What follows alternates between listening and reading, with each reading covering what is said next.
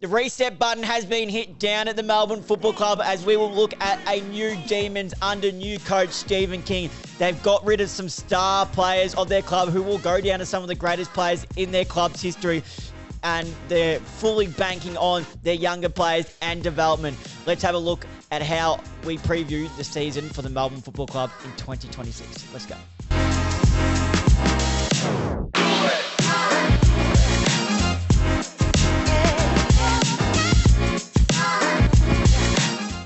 Yes, guys, and welcome back to the Up the Guts channel. We are continuing our season preview series today as we preview the Melbourne Football Club as we do it in alphabetical order. So if you haven't already seen the ones that I've already done, make sure after this video to go and have a look at them. Obviously, doing it in alphabetical order. So we're about the halfway mark now, but make sure you sit back and watch this video first, of course, as we do the Melbourne. And if I haven't done your club yet, don't worry. It will be coming up over the next couple of weeks before the season starts. And we've got State of Origin coming up in just next week, and we've hit the under 30-day mark for the start of the season, so exciting times. But let's get into previewing the Melbourne Football Club, as there's been some huge changes to it. Starting off first with the new coach, Stephen King, who's already laid the foundation by getting rid of some star players, who we'll touch on soon. And they brought in some interesting type of players. One, a veteran type of player, and another couple who are just younger. So first off, let's start with Chenkov GF. So he was a Category B rookie signing to the Hawks back in the 2018 draft. Debuted round 21 in 2019. Managed 76 games for the Hawks. Just fell out of favour, and injuries really hurt him in the last couple of years. Was a mainstay to that team off that half back line when he was fit, and then just fell out of favour with the injury. Then when he came back in, it just wasn't the same CJ. So a new, fresh look to help the likes of Melbourne, the Demons down there in the defence. They've lost Judd McVie, so they need someone to drive off that back line. Can CJ get back to his best form? Because if so, he could be that type of player there. Then they've also brought in key forward from the Magpies, Brody Myercheck. Now, Brody Myercheck is a role player who was really good for the Magpies after being picked up at 25 years old in the 2018 rookie draft at pick 22, coming in from Port Melbourne. Played all his VFL as a key defender. Got drafted to Collingwood, and they said, you know what, go play key forward.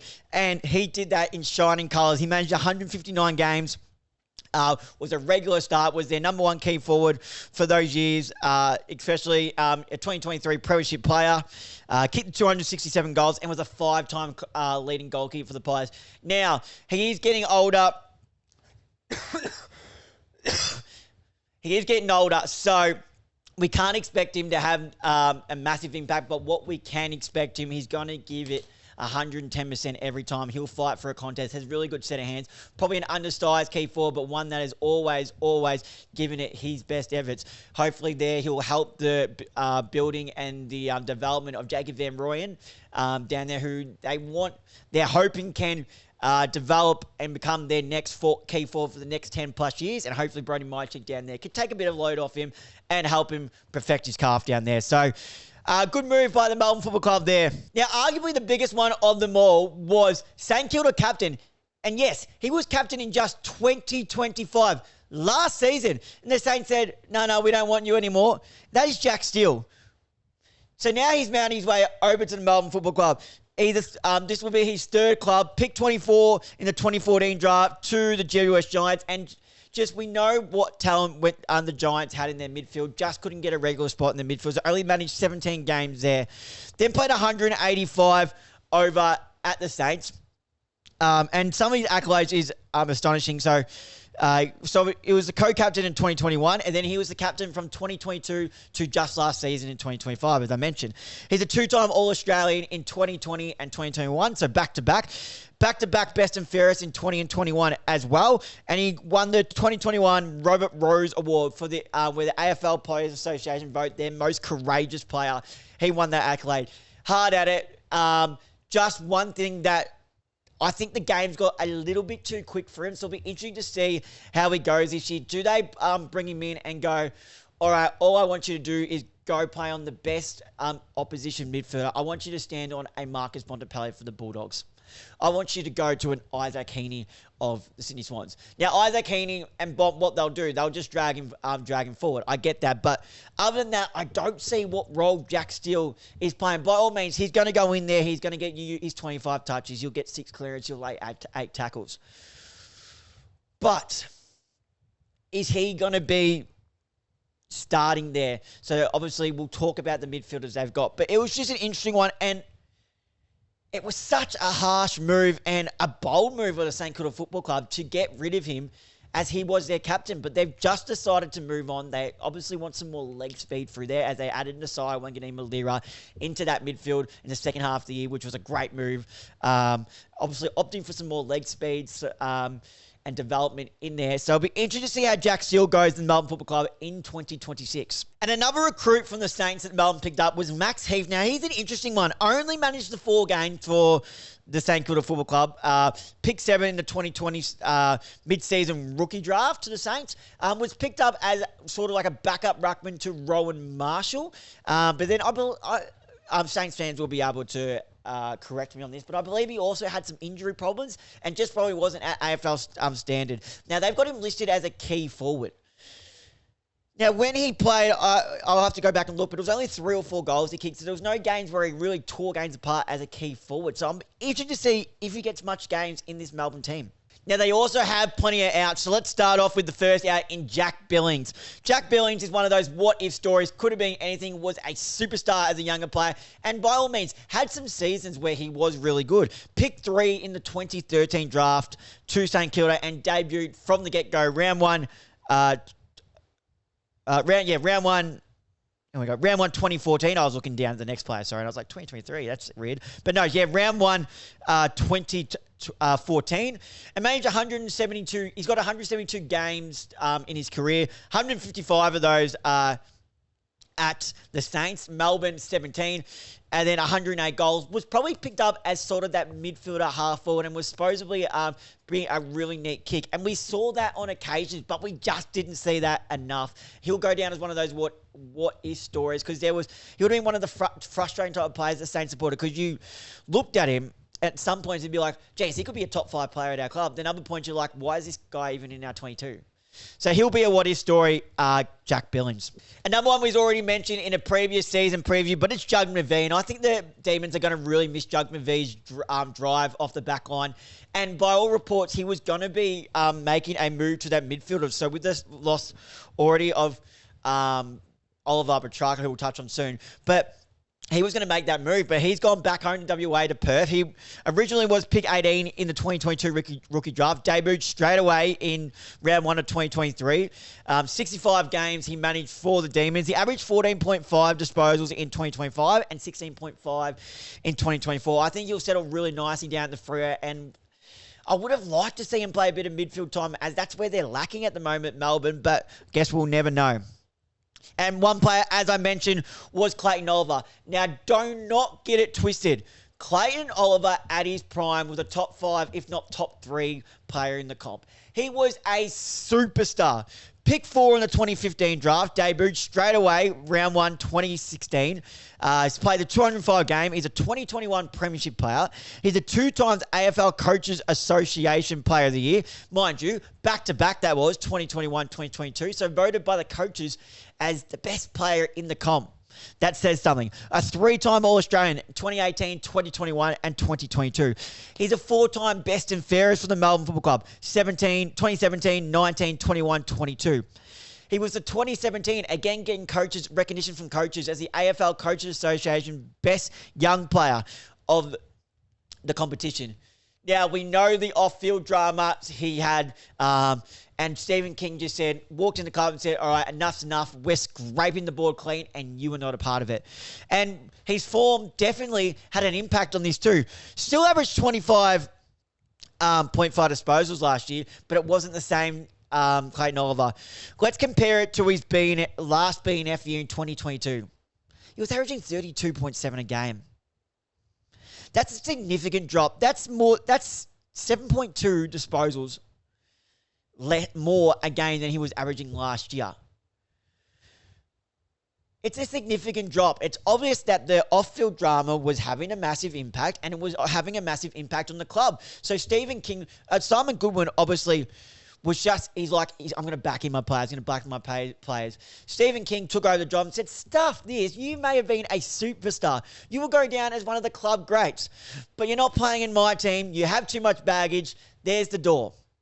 So it was a bold move, but I really like the move at the same time. But don't get it twisted. Clayton Oliver is a superstar, and if he even gets back to 80%, maybe not 80 to 90% of that form back in starting from 2018, let's say 2018. So he was All-Australian 2018, 21, 22. He's one to watch for the Giants. I mentioned in the Giants season preview, but can he get back to it is the question. Now, the other big one was Christian Petracca. Obviously, a game changer. Took a couple of years to get into his best form, but when he got into his best form, geez, he's the top 5, top 3 player in the competition.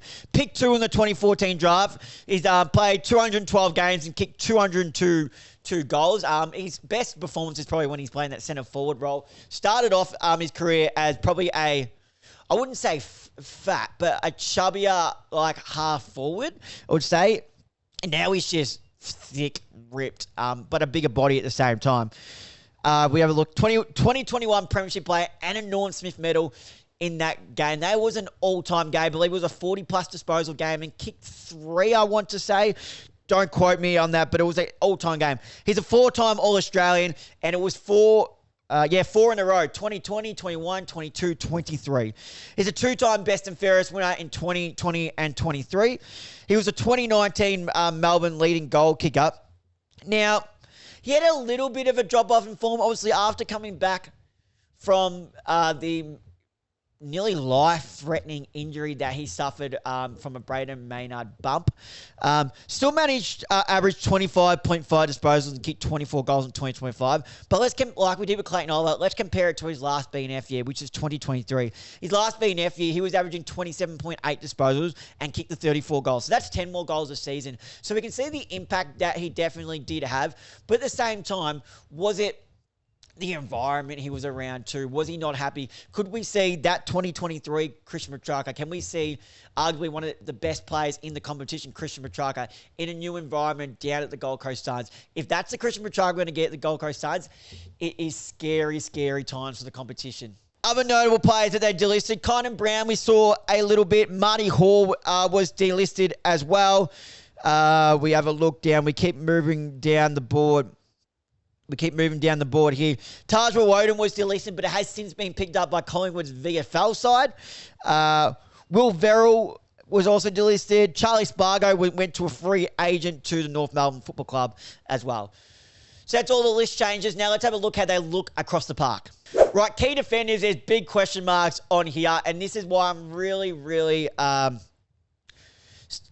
nervous for Melbourne in 2026. I got question marks in nearly every position across the park. So let's start with the key defenders. Stephen May, 34 years old.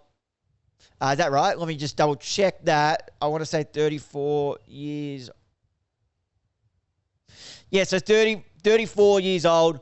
Wasn't really in their best 22 at times last year. Was dropped at times. He's had plenty of off-field dramas. Had bags kicked on him. Mitch Georgiades kicked a bag on him. Jack Gunston kicked a bag on him. So what Stephen May are we going to get in 2026? But rumour has it, Melbourne quietly showed him the door. No club was interested in him. Western Bulldogs had a sniff, and personally, I don't know why Western Bulldogs didn't take him or go harder than they did for Cal Wilkie, because they've got rid of Liam Jones, so I don't know who's playing key back from them, but we'll touch on the Western Bulldogs when we get to the Western Bulldogs. But what Stephen May are we going to get in 2026? Interesting. Now, this guy they've used as a bit of a swingman, Daniel Turner, I don't know what to think of Turner. Some games you think, oh, he's not a bad player, and some games you think, geez, he must be a fringe player. Tom McDonald's another one they like to swing around. Again, I'm not too sure. Tom McDonald at his peak is a solid player.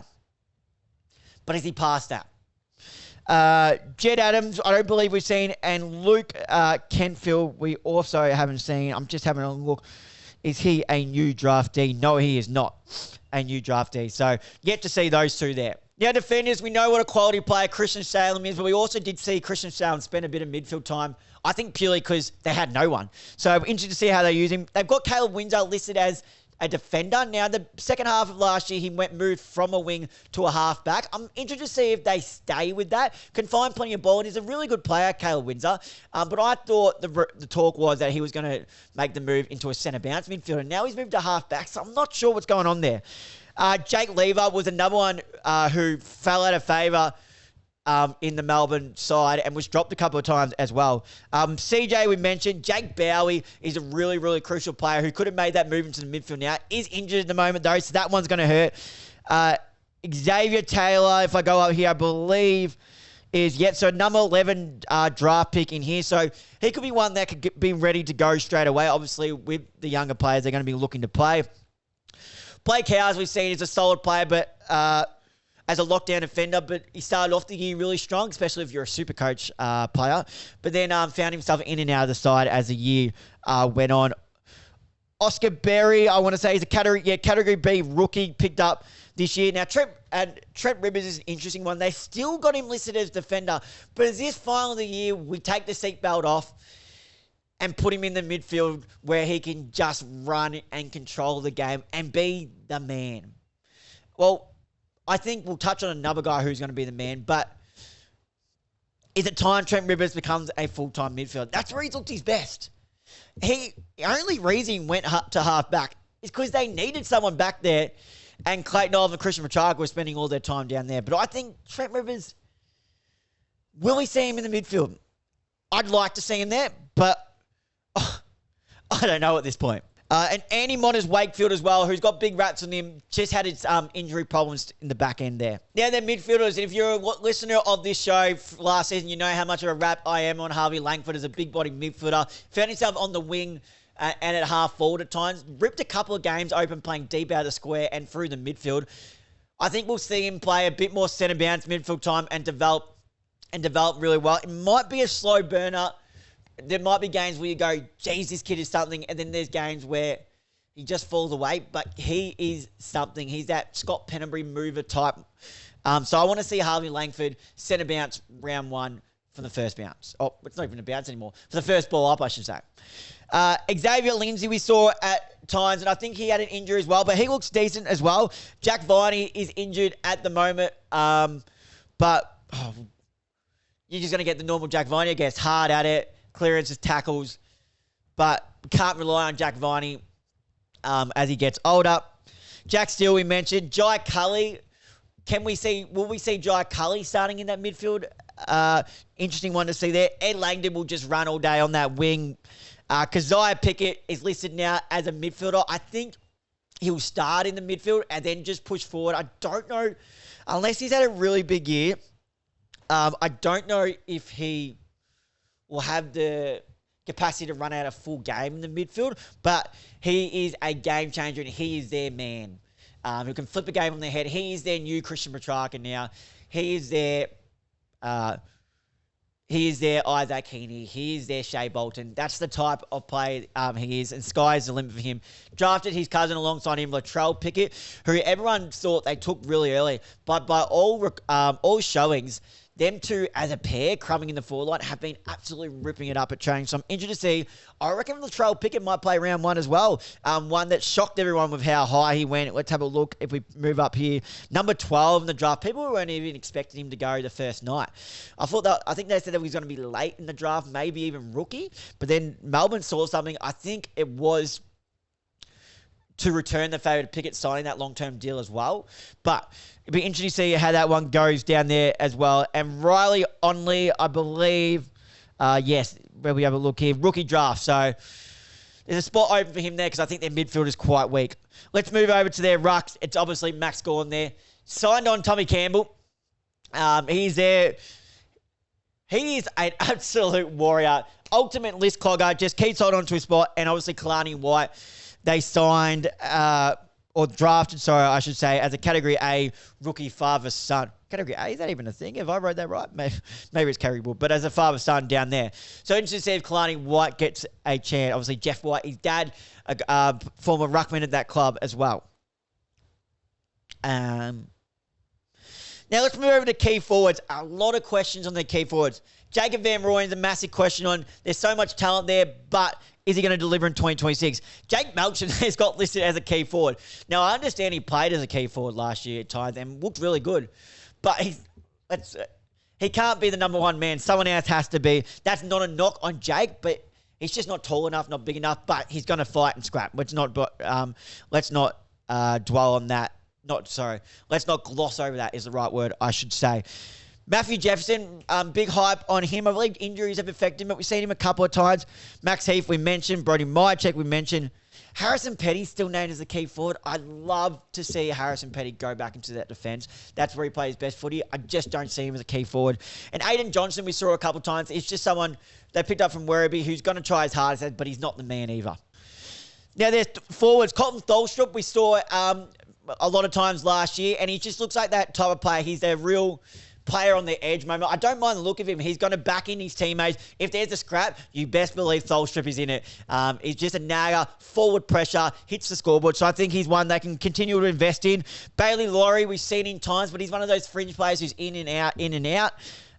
Thomas Matthews, I'm having a look here. Pick 30 in this year's draft. Shane McAdam, I don't believe we saw last year, or if we did, it was only for 1 or 2 games. Injury problems there after being brought over from the Adelaide Crows. Harry Sharp's listed as a forward, which I find interesting.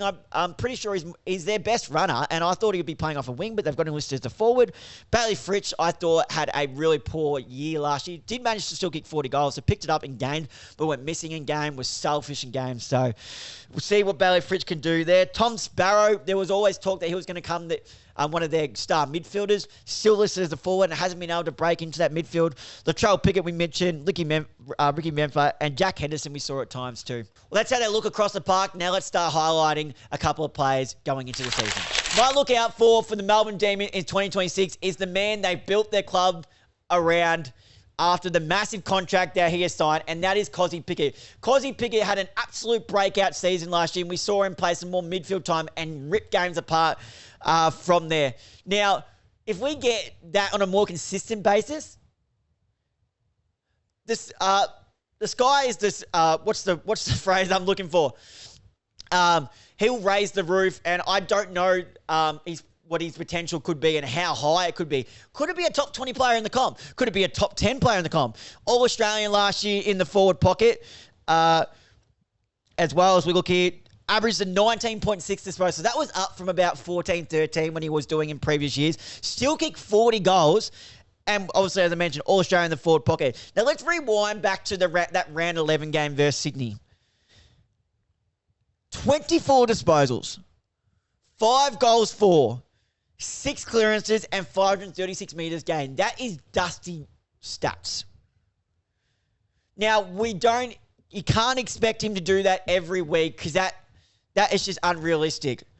But if we get that, say, instead of 3 times, 6 times, and then you still get games where he's having 20 and 2, 20 and 3, he will be the one to lead that club forward. I'm excited. After what he has delivered, he has raised the bar so high, and to want to watch. With Melbourne, yes, can be a boring team to watch, but when Kozzy's firing, you've got to switch. You want to keep the TV on. You don't want to switch the channel. He is the electric. He is the fire starter. And now they've got Latrell Pickett next to him. Boy, am I excited to watch Kozzy in 2026. Now, my knees to lift is someone I believe I had in look out for last year because of the 2023 season and the potential that he has. But he's going into his 5th season now, and he found himself in and out of the side, and that's Jacob Van Rooyen. 16 games and only managed to 16 goals. Going into his 5th season, by all means, they are saying he is looking unbelievable. But it's time to be the man of this forward line. Because if it's not him, who is it? I don't know who it is. It's got to be Jacob Van Rooyen being the man. Jacob Van Rooyen needs to kick 30-plus goals in 2026, and that's unders. We should be saying 40-plus. But let's start with 30-plus and work from there. Because he has so much potential. He has to leap. No more playing second ruck. Play out of the square and back him in to be your number 1 man in 2026. And Jacob Van Rooyen, I think it's time you lift. And I have the full faith that he can do it. but we need to see it because 2025 was a poor one for Jacob Van Rooyen. Now, where do I think the Melbourne Football Club will finish in 2026? I think it's going to be a long year. It's going to be a hard year as they start to rebuild. It's going to take them a couple of years to work their way back up as they find their new system under Stephen King, as younger players keep developing, and I think they're going to finish around that 15th spot. It's going to be an ugly year. It's going to be games where they're going to get smashed. It's going to be games when they're in it. They might pull out a shock victory where Cossie absolutely turns it on, but as a whole, I think it's going to be a long year, and they'll finish about that 15th spot at the bottom end of the ladder. Well, there you have it, guys. There is my 2026 season preview for the Melbourne Demons. Thank you guys for watching along. Obviously, if you enjoyed this video, I have been doing an alphabetical order, so there's plenty more that you can view on this channel. So make sure after this video to go and watch the other ones that I've already done, and I've got plenty more coming up as we are doing an alphabetical order. But if you did like this video, make sure to leave a like and comment on it, hit that subscribe button, and turn the notification bell on. If you don't have time to sit down and watch this on YouTube, good news is I've got this whole preseason preview series available via audio on Spotify and Apple Podcasts. So if you are an audio listener right now and you did enjoy the episode, make sure to leave a like and comment on the episode. Hit that notification bell so you know whenever we upload. Hit the follow button. Share this off to a fellow Demon supporter or someone who's just itching for the footy season to be back. And please, guys, remember to leave a 5-star rating on the show, as that does help push the show out there to new listeners. Thank you guys for listening, and until next time, I'll see you guys then.